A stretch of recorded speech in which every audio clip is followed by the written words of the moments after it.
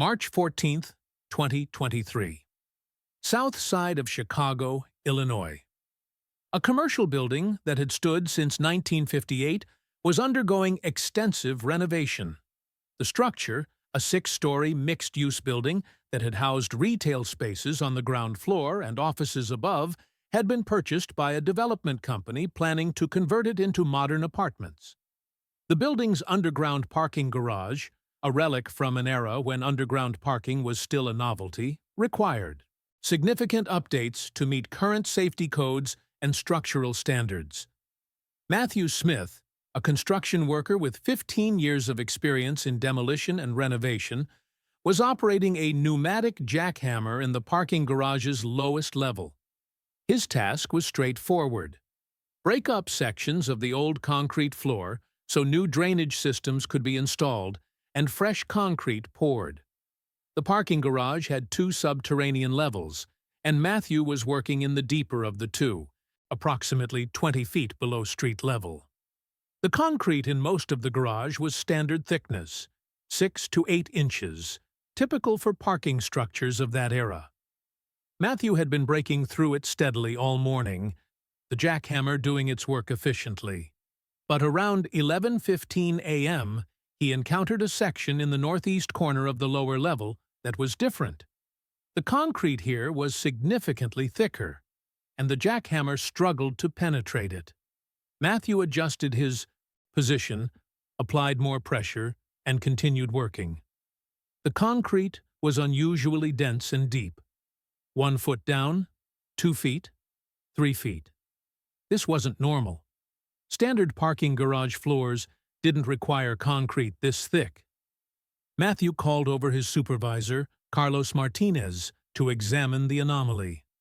Carlos had been in construction for 30 years and had seen his share of unusual building situations. He examined the area, noting that this section of concrete appeared to have been poured separately from the surrounding floor.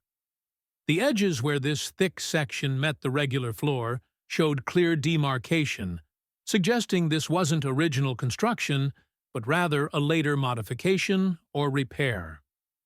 "Keep going," Carlos instructed. "Let's see what's under there. Might be an old utility vault or something they filled in."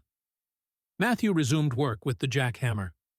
At approximately 4 feet deep, the bit struck something that wasn't concrete.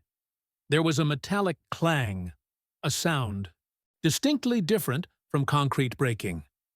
Matthew stopped, cleared away debris, and saw a flash of chrome reflecting in his work lights. Metal, smooth, curved metal that looked like a car bumper. Matthew and Carlos carefully cleared more concrete by hand using smaller tools. What emerged over the next 30 minutes was unmistakable. The curved, chrome-plated rear bumper of a vintage automobile, its distinctive styling characteristic of late 1950s American cars. The chrome was corroded and dulled by decades encased in concrete, but it was clearly a car bumper. The discovery brought work to an immediate halt. Carlos contacted the project manager, who contacted the building owner, who contacted the Chicago Police Department. By 2 p.m., police officers and detectives were on site, examining the bizarre find. By 4 p.m., a specialized excavation team had arrived to carefully remove the concrete surrounding what was clearly an entire automobile buried beneath the parking garage floor. The excavation took 3 days, conducted with archaeological precision to preserve evidence and document everything. As the concrete was painstakingly removed, the vehicle gradually emerged. A 1959 Chevrolet Bel Air, its distinctive tail fins and chrome trim unmistakable even under the grime and corrosion. The car was oriented nose down at a slight angle, its front end deeper than the rear, as if it had been driven or pushed into a pit and then buried. The car's duet paint, where visible beneath the concrete residue and corrosion, appeared to have been turquoise, a popular color for that model year. The windows were intact, but opaque with mineral deposits and grime. And through the driver's side window, Once it was carefully cleaned, investigators could see what transformed this from a bizarre discovery into a potential homicide investigation. Skeletal remains in the driver's seat. The remains were clearly visible once the windows were cleaned. A human skeleton sat behind the steering wheel, skeletal hands still positioned near the wheel, the arms supported by the confined space and the hardened material that had surrounded the car for decades. The skeleton wore what appeared to be a suit. The fabric had deteriorated significantly, but enough remained to identify it as formal clothing. The ribcage area showed darker staining that might have been blood, long since dried and aged. Before the car was opened, forensic photographers documented everything from every angle. When the door was finally carefully opened, investigators found the interior remarkably preserved by its concrete tomb. The leather seats were dried and cracked, but intact. The dashboard instruments were corroded but present. And most significantly, on the skeletal remains and in the car, investigators found several items that would identify both the vehicle and its deceased occupant. A wallet, leather dried to near brittleness, was found in the jacket pocket of the suit the skeleton wore. Inside the wallet was a driver's license, the plastic yellowed and brittle, but the information still legible. Christopher James Giordano, born June 15, 1916, Chicago address on the South Side. The license had been issued in 1959 and showed a photograph of a dark-haired man in his early 40s. The vehicle's registration, found in the glove compartment in a metal document holder that had protected it from complete deterioration, confirmed. The car was a 1959 Chevrolet Bel Air registered to Christopher James Giordano at the same Southside Chicago address. On the skeletal left wrist, investigators found a corroded but recognizable gold Rolex watch, its crystal cracked, but the case intact. On the right hand's ring finger, a gold ring with a diamond remained in place, the stone dulled by decades of grime, but unmistakably valuable. These items, combined with the identification documents, painted a picture of a man of significant means. The discovery made immediate headlines throughout Chicago and quickly gained national attention. A vintage car buried in concrete beneath a parking garage. A skeleton identified as a man who'd been missing since 1961. And most intriguingly, the name Christopher Giordano was familiar to Chicago crime historians and older residents. He had been a known organized crime figure who'd vanished without a trace 62 years earlier. Before we continue with this investigation, make sure you're subscribed to this channel and hit that notification bell. What happened in August 1961 involves organized crime in Chicago, a disappearance that was never solved, and a burial that remained hidden for over 6 decades. By the end, you'll understand how a mob boss vanished and why it took 62 years to find him. The questions investigators faced were both fascinating and grim. How did Christopher Giordano end up dead in his car beneath 4 feet of concrete? Who had the resources and connections to bury a car and body in a building's basement? And could a 62-year-old murder case possibly be solved? Christopher James Giordano was 45 years old in August 1961, at the height of his power in Chicago's organized crime hierarchy. He stood 6 feet 2 inches tall, with a solid, muscular build that he maintained through regular exercise and physical activity. His hair was dark brown, almost black, worn slicked back, in the style popular among men of influence in that era. His eyes were dark brown, described by those who knew him as intense and calculating. He dressed impeccably, favoring expensive suits, tailored on Chicago's near North Side, silk ties, and highly polished leather shoes. He wore a gold Rolex watch and a gold ring with a diamond that caught light when he gestured.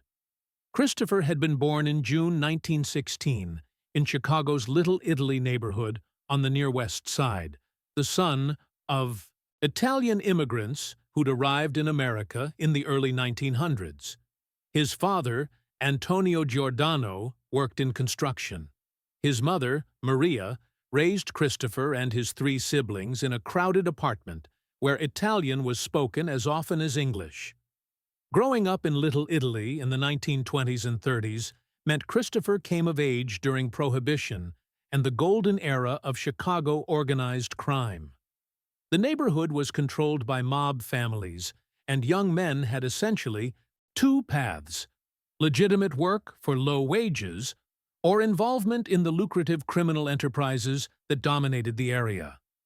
Christopher, intelligent and ambitious, chose the latter path while he was still a teenager.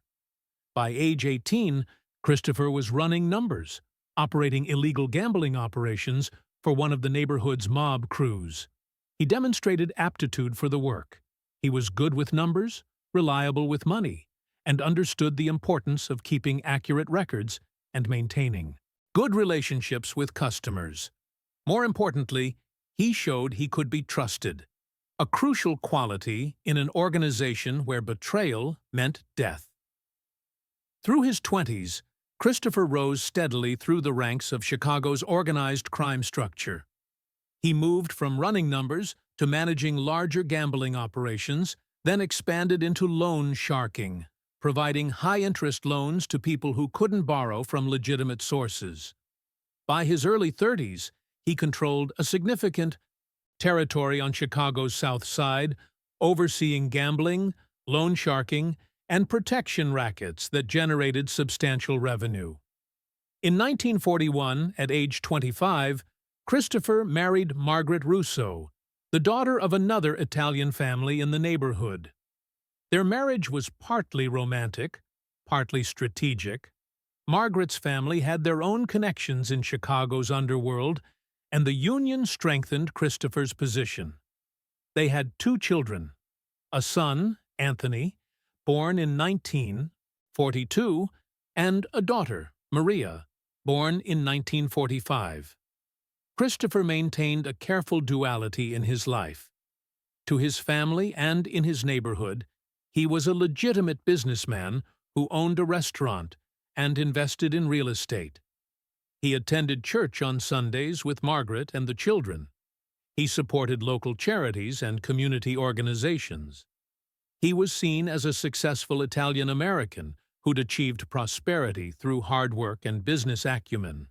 But to those in law, enforcement, and in the criminal underworld, Christopher was known as a mob boss controlling significant territory and operations. His legitimate businesses were fronts for illegal activities. His real estate investments were often used for money laundering. His community involvement was partly public relations and partly a way to maintain influence and gather information. Those who worked with Christopher described him as intelligent, calculating, and ruthless when necessary. He could be charming and generous to those who showed him loyalty.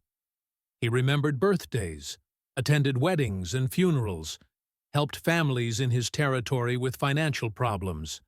But he could also be merciless to those who betrayed him, stole from him, or challenged his authority. Several men who'd crossed Christopher had ended up severely beaten or disappeared entirely. By 1961, Christopher controlled a substantial criminal enterprise, generating hundreds of thousands of dollars annually. His territory included much of Chicago's South Side, with gambling operations, loan sharking, and various other illegal activities. He employed dozens of people directly and controlled or influenced many more. He had connections to larger organized crime families in Chicago and maintained relationships with criminal organizations in other cities. But 1961 was also a time of increasing tension and danger. The FBI, under Director J. Edgar Hoover, was intensifying its focus on organized crime. New laws gave federal agents greater powers to investigate and prosecute mob activities. Several major organized crime figures had been arrested and convicted. The pressure was increasing on everyone involved in the underworld. Additionally, internal conflicts within Chicago's organized crime structure were escalating. Territories were being disputed. Younger, more aggressive criminals were challenging older, established figures. Christopher found himself dealing with encroachment on his territory, challenges to his authority, and rumors that some of his own associates were considering betrayal. Christopher owned two vehicles. His primary car was a 1960 black Cadillac Eldorado, a massive, luxurious automobile that announced his status and success. He drove the Cadillac to restaurants, clubs, and meetings, enjoying the respect and fear the vehicle commanded.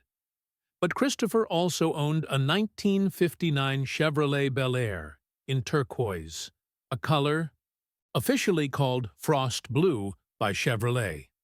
The Bel Air was still a nice car, but less ostentatious than the Cadillac. Christopher used it when he wanted to travel less conspicuously, when he needed to meet people without drawing attention, when discretion was more important than display. In early August 1961, those close to Christopher noticed he seemed tense and preoccupied. He had several intense private conversations with trusted associates. He met with people outside his normal circle of contacts. He made several phone calls where he spoke in vague terms about problems that needed to be resolved. Margaret later recalled that Christopher had seemed worried during the first 2 weeks of August, though he'd refused to discuss specific concerns with her, telling her only that he was handling business issues. On August 12, 1961, a Saturday, Christopher seemed to reach some kind of decision. He spent the day at home with Margaret and the children, unusually relaxed for someone who'd been tense all week. They had dinner together that evening. At approximately 9:30 p.m., Christopher told Margaret he needed to take care of some business and would return in a couple of hours. He changed from casual clothes into a suit, dark gray, with a white shirt and dark blue tie. He put on his Rolex watch and his diamond ring. He took his wallet, which contained several $100s in cash, and various identification. And critically, instead of taking his Cadillac, Christopher took the turquoise Chevrolet Bel Air. This suggested that wherever he was going, he wanted to travel discreetly rather than conspicuously. The Bel Air was parked in the garage of his South Side home, and Margaret watched from the window as Christopher backed it out and drove away into the August night. That was the last time Margaret Giordano saw her husband alive. That was the last time anyone who would admit to seeing him saw Christopher Giordano. The next morning, the mob boss who'd controlled significant criminal operations in Chicago for over a decade had vanished without a trace. August 12, 1961, a Saturday evening in Chicago. The weather that day had been hot and humid, typical for August in the Midwest. Temperature reached 89 degrees Fahrenheit during the afternoon. By evening, it had cooled slightly to the low 80s, with humidity making the air feel thick and heavy. The sky was clear, with no precipitation forecast.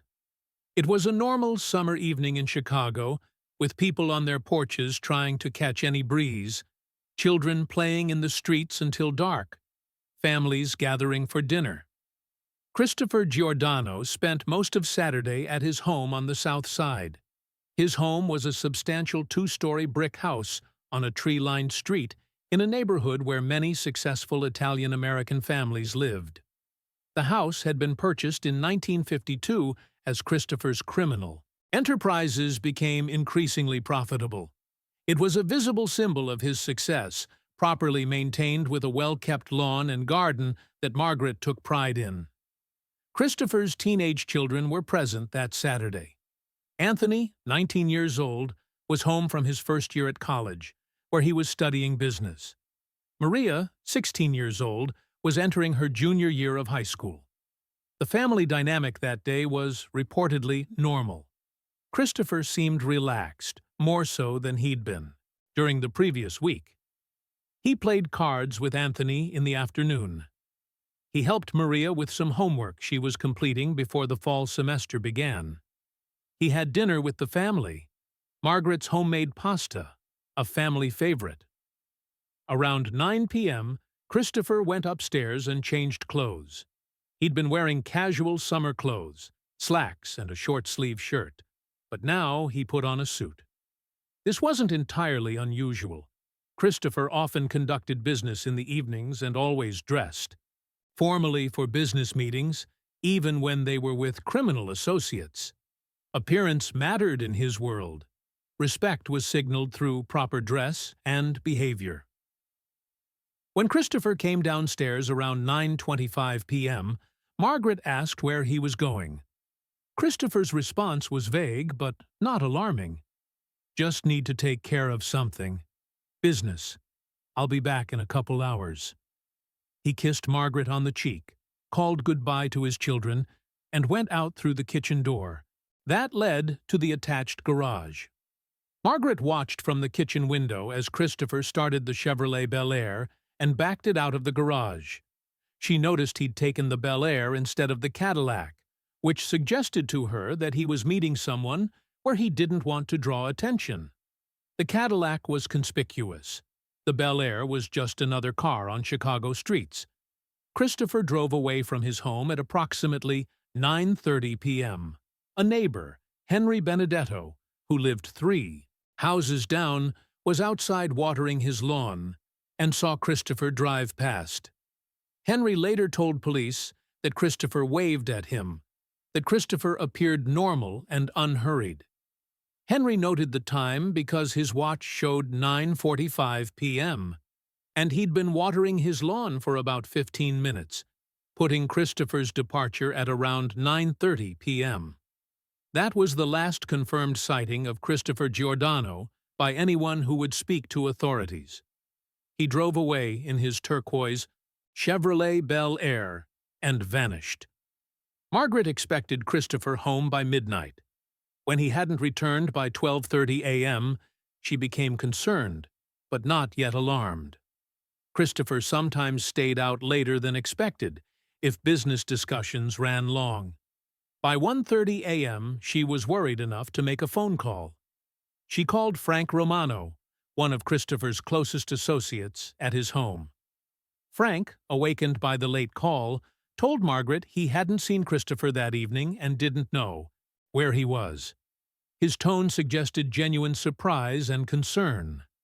Margaret then called 2 other associates whose numbers Christopher kept at home. Neither had seen Christopher or knew where he'd gone. Both reacted with what sounded like genuine worry. By 3 a.m. Sunday morning, Margaret was deeply alarmed. Christopher had never stayed out all night without calling, without sending word. Even if business ran late, he found a way to let her know. By 6 a.m., with the sun rising and no word from Christopher, Margaret called his brother, Vincent Giordano, who rushed over to the house. Vincent made calls throughout Sunday morning to everyone in Christopher's circle. No one claimed to have seen Christopher on Saturday night. No one knew where he'd gone or who he'd been meeting. Or if they knew, they weren't saying. By noon Sunday, it was clear something was seriously wrong. Margaret insisted on calling the police, despite Vincent's concerns that involving authorities might be dangerous, given Christopher's position in the criminal underworld. At approximately 2 p.m. on Sunday, August 13th, Margaret Giordano reported her husband missing to the Chicago Police Department. The responding officers took the report, but didn't initially treat it as urgent. Christopher Giordano was a known organized crime figure. Men in his position disappeared for various reasons: to avoid arrest, to avoid enemies, to conduct illegal business out of state. The officers took the information, including the description of Christopher and his vehicle, and filed the report. But by Monday morning, when Christopher still hadn't appeared and hadn't contacted anyone, the investigation became more serious. Detectives from the Chicago Police Department's Organized Crime Division began interviewing Margaret, Christopher's children, his brother, his known associates. They checked hospitals and jails. They contacted police in other cities. They interviewed informants who might know what had happened. And they found nothing. Christopher Giordano had simply vanished, and so had his turquoise Chevrolet Bel Air. The investigation into Christopher Giordano's disappearance quickly became complicated by the nature of his activities and associations. Chicago Police Department detectives, experienced in dealing with organized crime, understood they were investigating a case where most people who might have information would refuse to cooperate due to fear or adherence to omerta, the code of silence that governed the criminal underworld. Detective Robert Sullivan, who'd spent 15 years investigating organized crime in Chicago, led the investigation. Sullivan understood the dynamics of Christopher's world. The disappearance of a mob boss could mean several things. He'd been killed by rivals. He'd been killed by his own organization for betrayal or failure. He'd been arrested under a false name, or he'd staged his own disappearance to avoid prosecution or enemies. Sullivan's team started with the basics. They documented Christopher's movements and contacts in the days before his disappearance. They interviewed everyone who'd seen him during the week of August 7th through August 12th. They developed a timeline of his activities, looking for patterns or anomalies that might provide clues. What emerged was a picture of a man under increasing pressure. Multiple interviews suggested Christopher had been dealing with territorial disputes with other criminal organizations. Younger, more aggressive criminals were challenging the established order, trying to muscle into territories controlled by older figures like Christopher. There were suggestions that Christopher was facing pressure from above as well, from higher-ranking organized crime figures who believed he wasn't being aggressive enough in defending his territory or expanding operations. Several informants, speaking confidentially to police, suggested Christopher had been planning some kind of move in early August. Exactly what kind of move was unclear. Perhaps a preemptive strike against rivals, perhaps a negotiation to settle disputes, perhaps something else entirely. But multiple sources indicated Christopher had been preparing for something significant. The FBI became involved in the investigation within days. Christopher Giordano was on their radar as a significant organized crime figure. The FBI had been building cases against various Chicago mob operations, and Christopher was a person of interest in several investigations.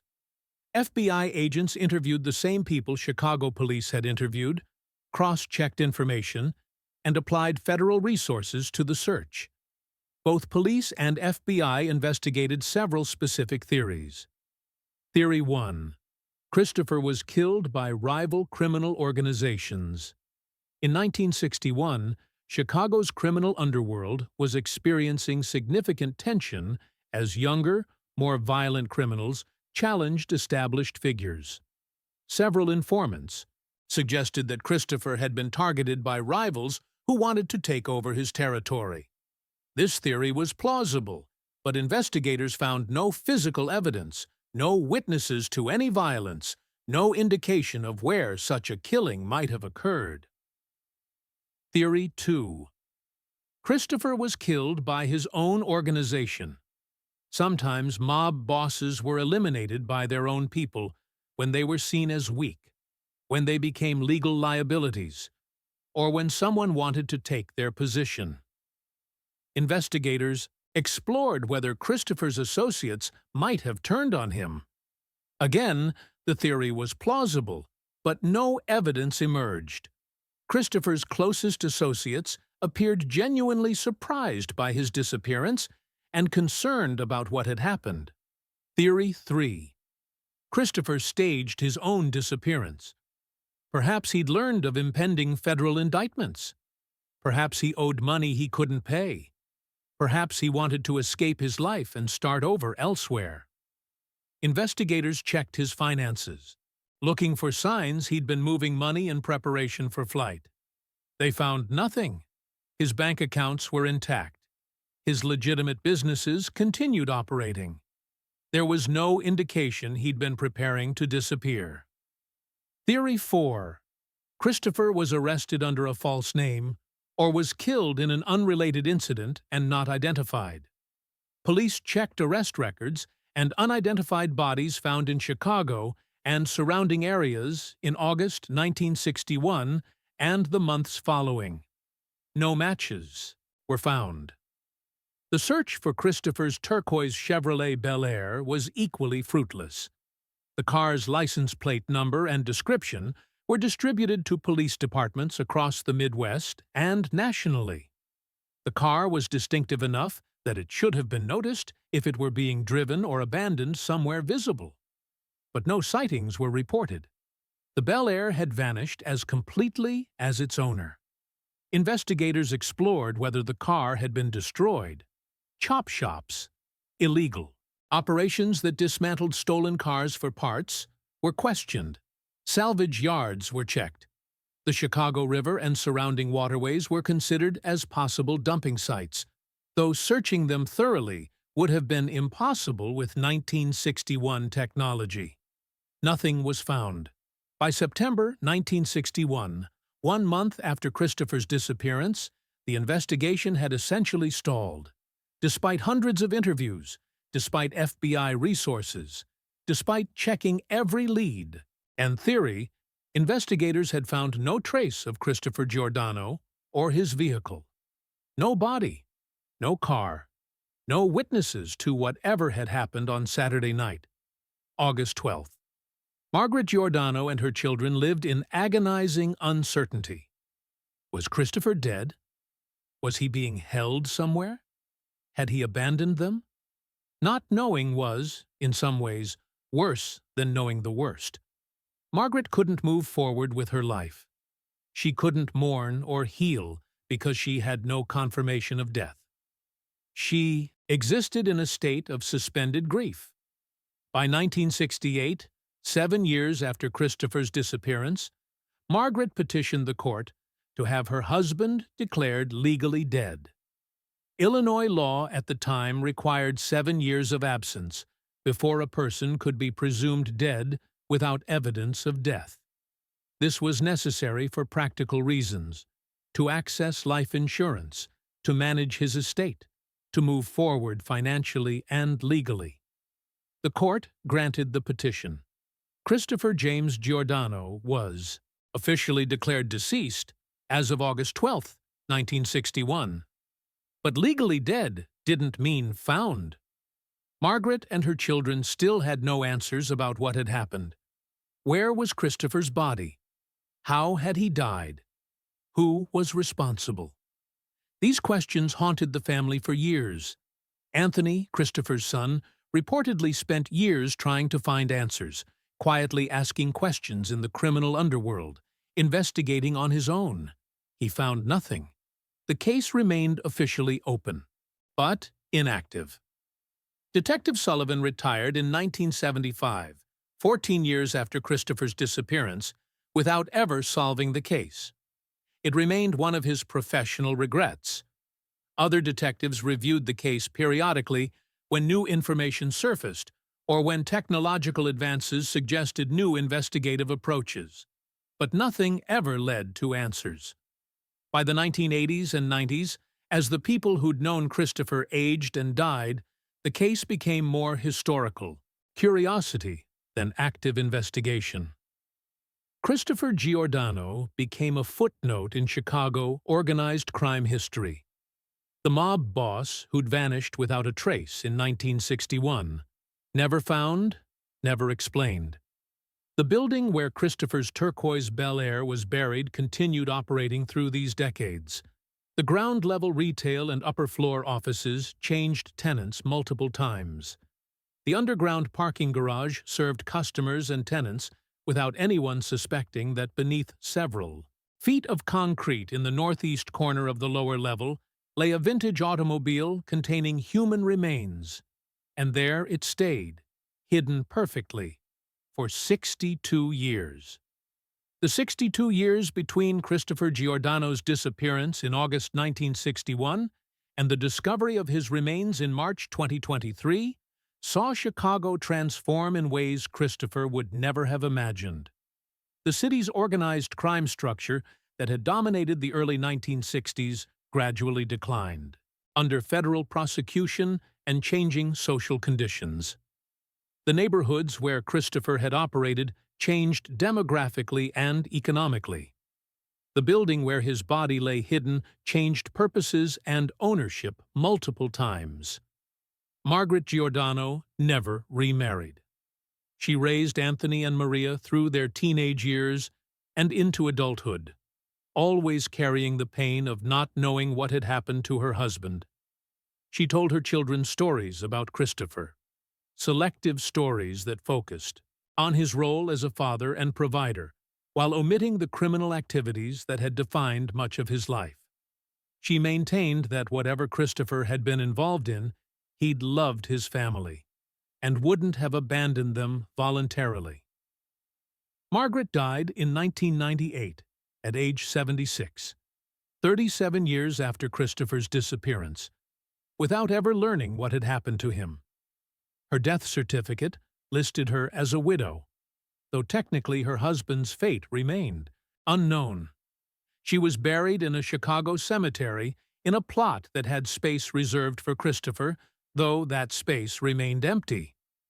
Anthony Giordano, Christopher's son, followed a completely different path than his father. He completed college, earned a law degree, and became a successful attorney practicing corporate law, about as far from his father's criminal world as possible. He married, had children, and built a legitimate, prosperous life.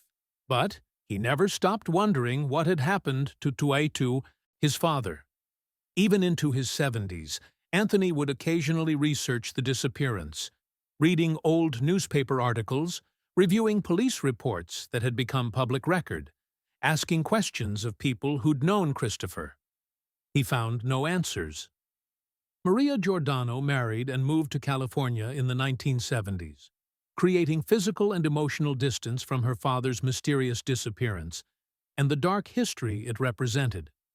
She rarely discussed Christopher with her own children, wanting to shield them from that part of their heritage.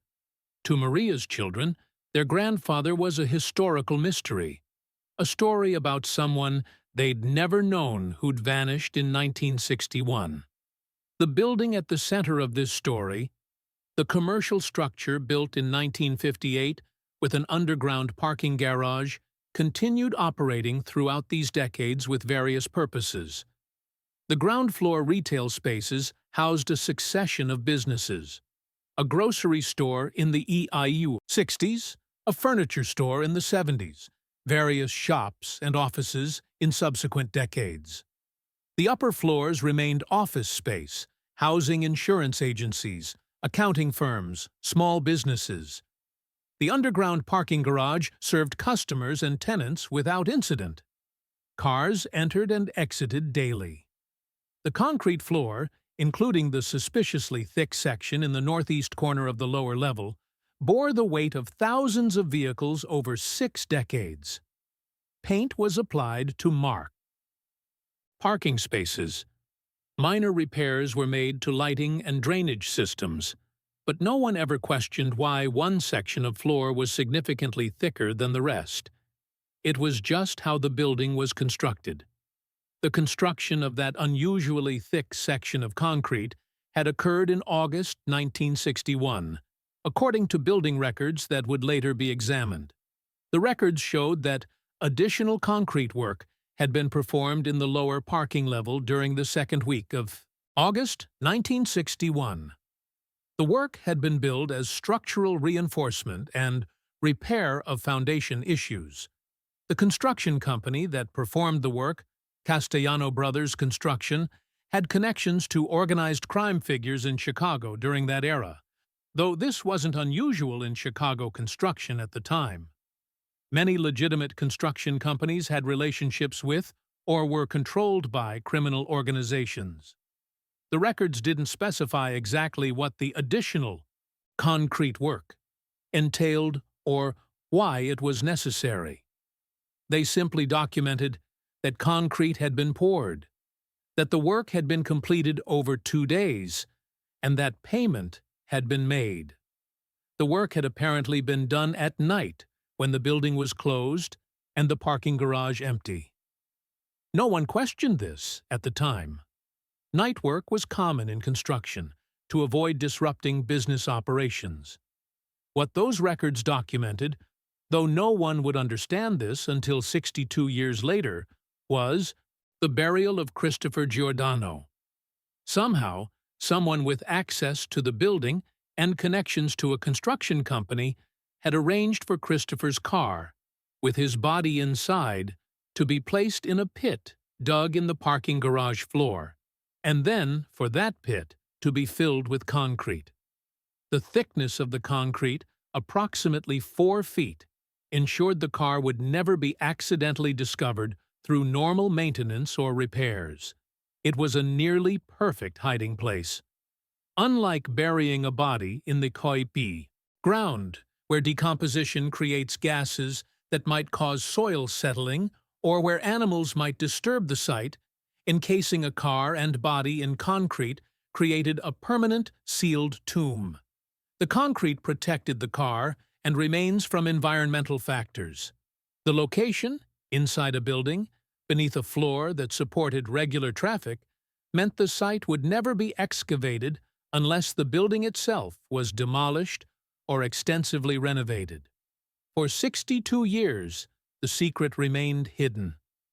The people who'd arranged Christopher's burial either died or kept their knowledge secret. The building changed owners. The original construction company went out of business. Records were filed away in archives, and beneath the parking garage floor, in his turquoise Chevrolet Bel Air, Christopher Giordano sat behind the wheel, waiting in his concrete tomb to be discovered. By 2023, the building that had stood since 1958 was showing its age. Modern commercial real estate had moved toward different designs. The building systems, electrical, plumbing, HVAC, were outdated. The underground parking garage, once a selling point, had become a liability. The low ceiling height meant modern SUVs and trucks had difficulty maneuvering. The drainage system frequently backed up. The concrete showed cracks and deterioration from 65 years of Chicago weather cycles. In January 2023, a development company purchased the building with plans for extensive renovation. The upper floors would be converted to modern apartments. The ground floor would be reconfigured for contemporary retail. And critically, the underground parking garage would be completely rebuilt to meet current codes and accommodate modern vehicles. Structural engineers who inspected the parking garage noted that the lower level's floor would need complete replacement. The concrete was old, cracked in places, and not up to current standards for structural capacity or drainage. The plan was to break up the old concrete, excavate to proper depth, install new drainage systems and utilities, and pour fresh concrete with appropriate reinforcement. Matthew Smith was assigned to the demolition crew working in the parking garage. On March 14, 2023, Matthew was working in the lower level of the garage with a pneumatic jackhammer, breaking up the old concrete floor section by section. The work was loud, dusty, and physically demanding, but it was straightforward. Most of the concrete was 6 to 8 inches thick and broke up readily under the jackhammer's repeated impacts. Around 11 a.m., Matthew moved to a section in the northeast corner of the lower level. His jackhammer bit into the concrete, and immediately he felt the difference. This concrete was much denser and deeper than what he'd been breaking up all morning. The jackhammer struggled to penetrate. Matthew applied more pressure, working the tool harder, driving it deeper into this anomalous section. 1 foot deep. The concrete kept going. 2 feet deep. Still solid concrete. No sign of reaching the bottom. 3 feet deep. Matthew stopped and called to his supervisor, Carlos Martinez, who was working in another part of the garage. Carlos came over to examine the situation. "This doesn't make sense," Carlos said, looking at the depth of concrete Matthew had penetrated without reaching the bottom. "Parking garage floors aren't this thick. There's no reason for concrete this deep." They discussed possibilities. Maybe there was an old utility vault underneath that had been filled in. Maybe there was some structural issue that had required reinforcement. But 4 feet of concrete in a single section of floor was highly unusual and suggested something had been deliberately buried. "Keep going carefully," Carlos instructed. "Let's see what's down there. Stop if you hit anything that isn't concrete." Matthew resumed work, proceeding more slowly and carefully. At approximately 4 feet deep, the jackhammer bit struck something that produced a distinctly different sound. A metallic clang rather than the dull impact of concrete breaking. Matthew stopped immediately and cleared away loose concrete debris to see what he'd struck. There, emerging from the gray concrete dust, was a flash of chrome. Smooth, curved, corroded, but unmistakable. Chromed metal that looked like part of an automobile. Matthew cleared more debris by hand, revealing more of the chrome surface.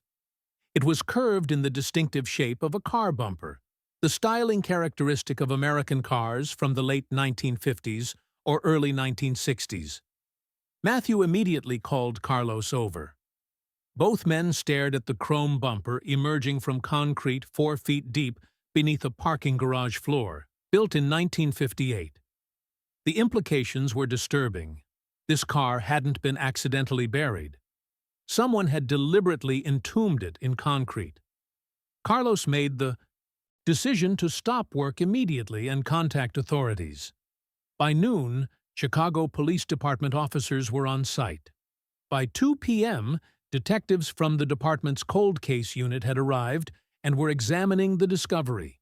By 4 p.m., a specialized forensic excavation team was being assembled to carefully remove the concrete surrounding what was clearly an entire automobile buried beneath the parking garage floor. The excavation took 3 full days, conducted with archaeological precision. The forensic team used smaller tools, jackhammers for bulk concrete removal far from the car, then progressively smaller tools as they got closer to the vehicle itself.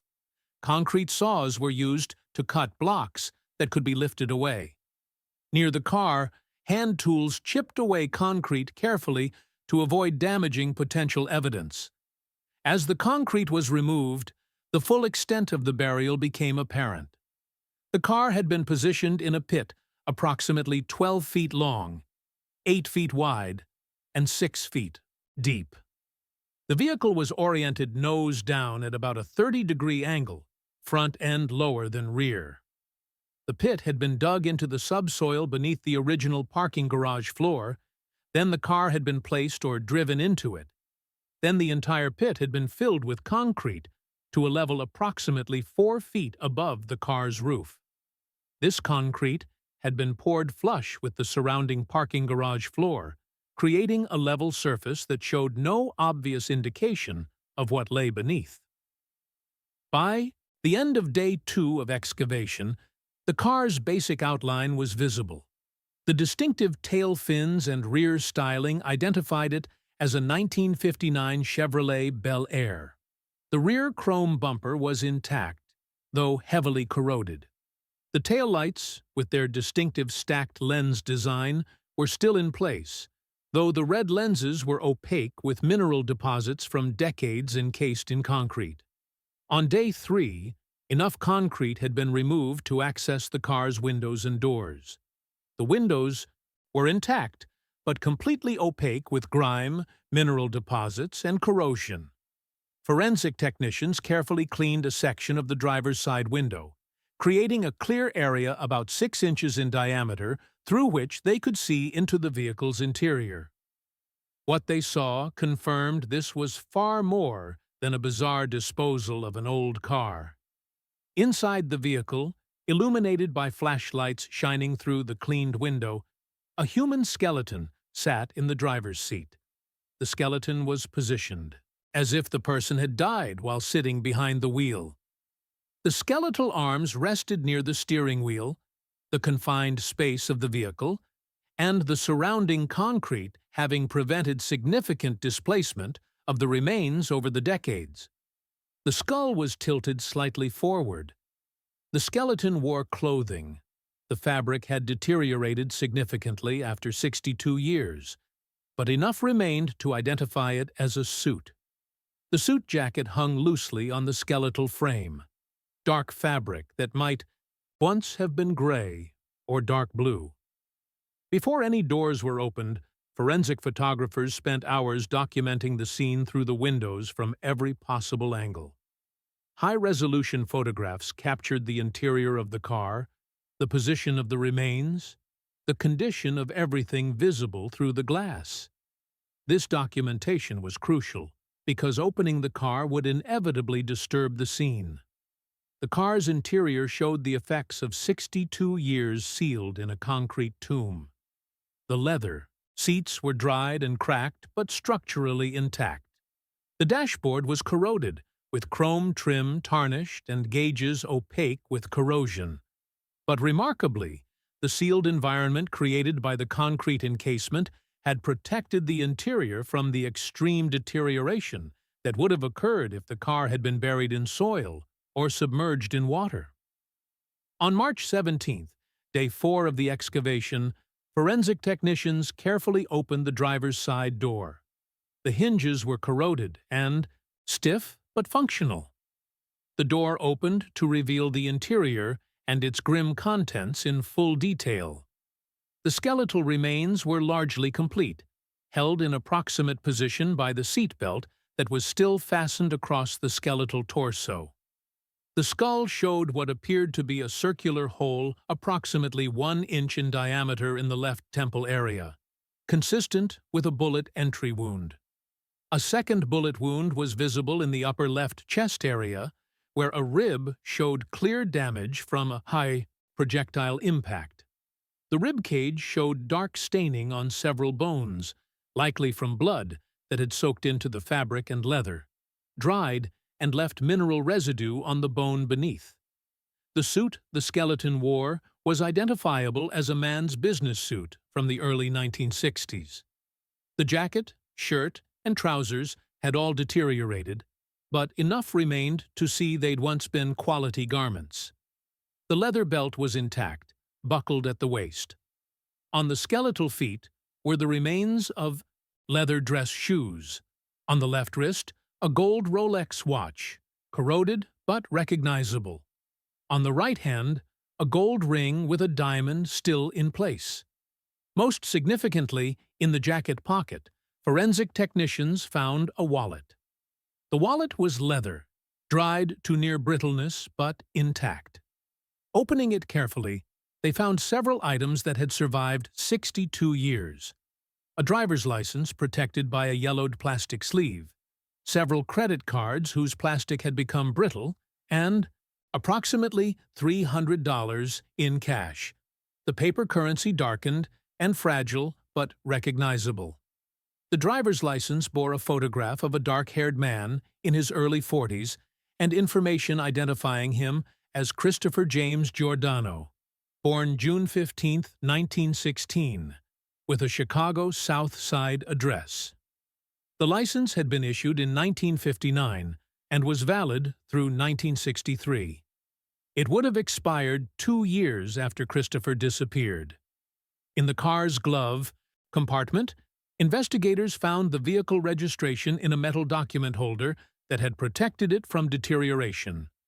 The registration identified the car as a 1959 Chevrolet Bel Air registered to Christopher James Giordano at the same South Side address shown on his driver's license. The windshield showed two distinct impact points with radiating cracks, positioned approximately where the driver's head and upper chest would have been. The glass damage was consistent with bullets fired from outside the car, through the windshield, at someone sitting in the driver's seat. This matched the two wounds found on the remains, one to the head, one to the chest. After 62 years, Christopher Giordano had been found.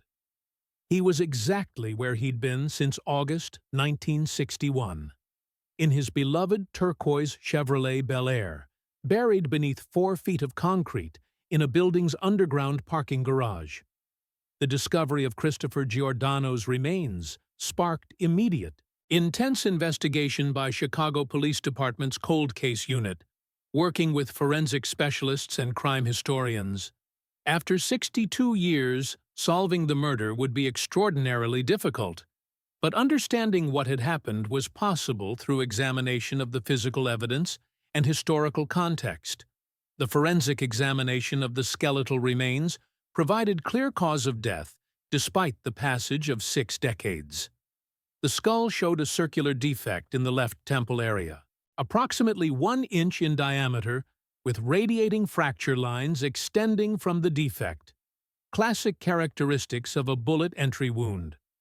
The bone showed inward beveling at the entry point, confirming the bullet had entered from outside the skull. There was no corresponding exit wound, suggesting the bullet had remained in the skull or had exited through soft tissue that no longer remained.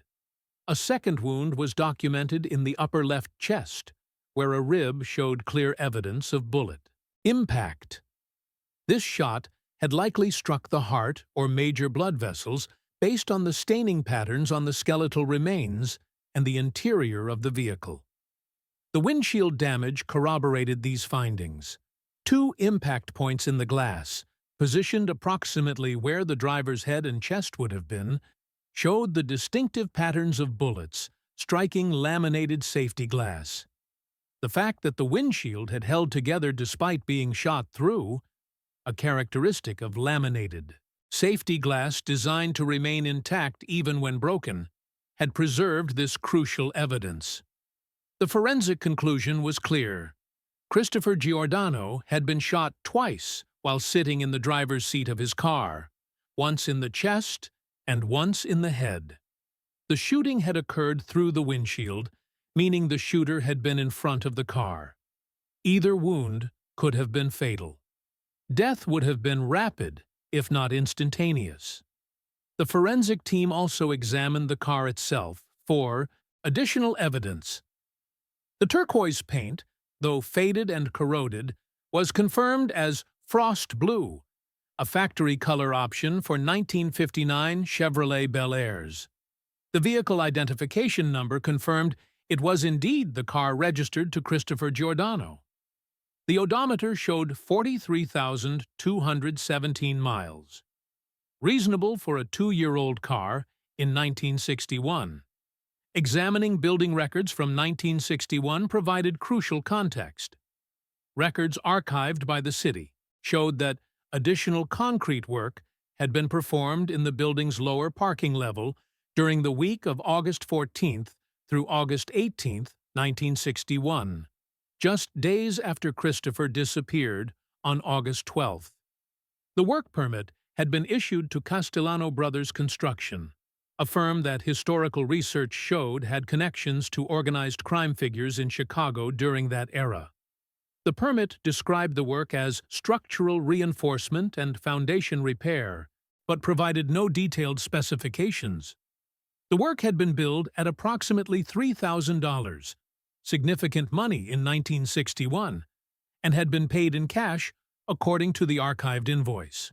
The work had been performed at night, between 10 p.m. and 6 a.m., when the building was closed and the parking garage empty. What became clear from this evidence was that Christopher's burial had been a planned, organized operation requiring resources, access, and criminal connections. Someone had killed Christopher, likely on the night of August 12th. Someone had transported his body, still in his car, to this building's parking garage. Someone with construction expertise and equipment had dug a pit approximately 12 feet long, 8 feet wide, and 6 feet deep in the garage floor. Someone had positioned the car in that pit, and someone had arranged for enough concrete to be mixed and poured to completely entomb the car under approximately 4 feet of material. This wasn't a spontaneous killing followed by panicked disposal. This was a carefully executed murder and burial that required planning, resources, multiple participants, and the cooperation of people with access to the building and construction capability. It pointed strongly toward organized crime involvement at a significant level. Investigators examined who had owned or controlled the building in 1961. The building's owner of record was a real estate investment company, but research into that company's structure revealed connections to organized crime figures. The building had essentially been controlled by criminal interests, which explained how it could be used for such a purpose without interference or discovery. The most likely scenario, based on all available evidence and historical context, was that Christopher had been lured to a meeting on the night of August 12th. He'd driven his Chevrolet Bel Air, the car he used for discreet travel, suggesting he'd expected the OE meeting to be low profile. He'd arrived at the meeting location, possibly this very building or somewhere nearby. He'd been confronted by people who'd decided he needed to be eliminated. He'd been shot while sitting in his car, killed by 2 bullets fired through the windshield. And then, the complex operation to permanently dispose of his body and car had been executed. Who specifically ordered Christopher's murder and who carried it out could not be determined after 62 years. The people who'd been involved were almost certainly deceased. Records that might have provided evidence were long destroyed or lost. The code of silence that governed organized crime meant that even if someone alive knew details, they would never speak to authorities. But the general context was clear. Christopher had been killed as part of internal organized crime politics or conflict. He'd been eliminated by people with significant resources and criminal sophistication, and his disappearance had been arranged to be permanent, with his body buried in a way that should have kept it hidden forever. For Christopher's family, the discovery brought closure after 6 decades of uncertainty. Anthony Giordano, Christopher's son, was 81 years old when police contacted him in March 2023 to inform him his father had been found. Anthony had spent nearly his entire life wondering what had happened. He'd lived with questions that had never been answered. Now, finally, he had answers. Not complete answers, not names of the guilty, but at least he knew his father was dead, knew generally how he'd died, and could finally properly bury him. Maria Giordano, Christopher's daughter, was 78 years old and living in California when she received the news. She flew to Chicago for the first time in decades to see where her father had been found and to help make arrangements for his remains. For Maria, who'd created distance from her father's criminal past and mysterious disappearance, the discovery was both closure and reopening of old wounds. But she acknowledged it was better to know than to forever wonder. Christopher Giordano's remains were released to his family in April 2023. On April 22nd, 61 years and 8 months after his murder, Christopher was buried in the Chicago cemetery, where Margaret, his wife who'd died in 1998, had been buried. Christopher's grave was next to Margaret's, in the spot that had been reserved for him since her death. Finally, after 6 decades separated by concrete and mystery, they were together again.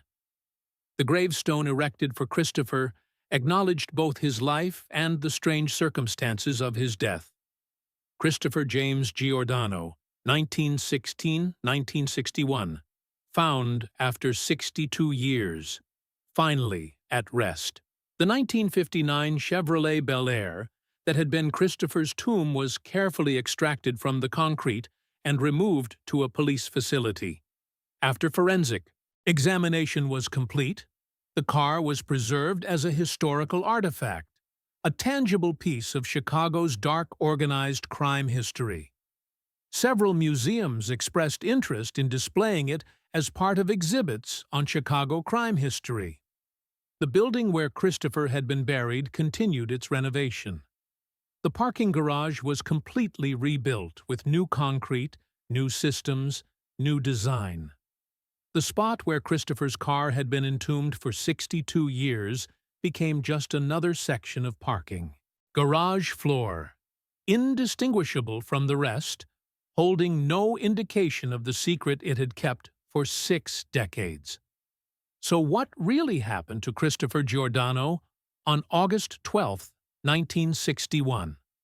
Based on available evidence, we know he was shot twice, once in the chest and once in the head, while sitting in his car.